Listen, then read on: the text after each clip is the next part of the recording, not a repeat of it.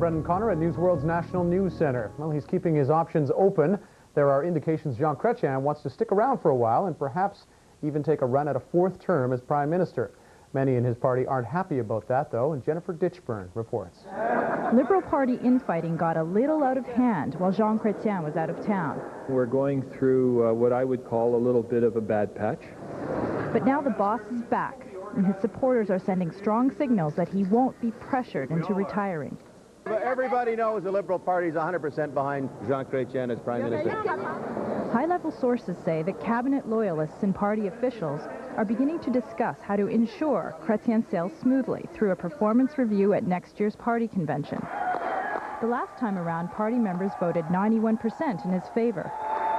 Standing behind the Prime Minister are loyal ministers like David Collinette in Ontario, Martin Cochon in Quebec, and Herb Dhaliwal in British Columbia.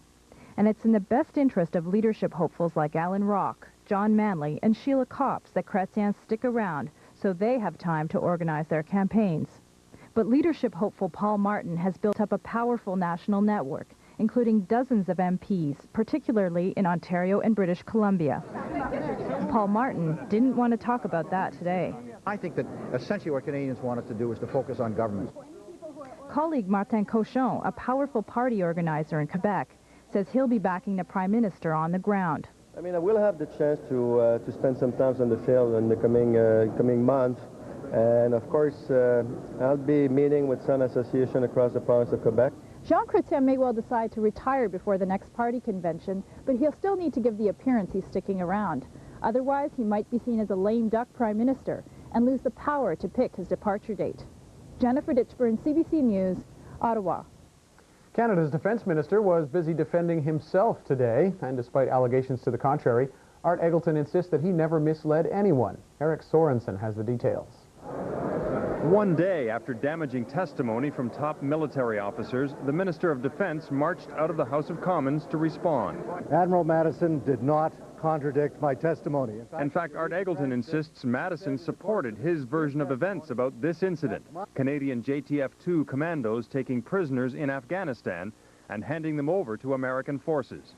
Eggleton's version is that he didn't get a clear understanding of the incident for several days. I was still assessing information, getting information. But Madison testified that Eggleton was clearly briefed almost immediately, briefed again a few days later, and then, after getting facts wrong publicly, was briefed a third time. Then, said Madison, Eggleton seemed to get it. There was a click, and right. You're right. That did happen that way. Hold on. Today, Eggleton rejected any interpretation that he wasn't on top of things. 2 points. First of all, it did not take me 3 times, 3 briefings to understand the point. I understood the point the first time.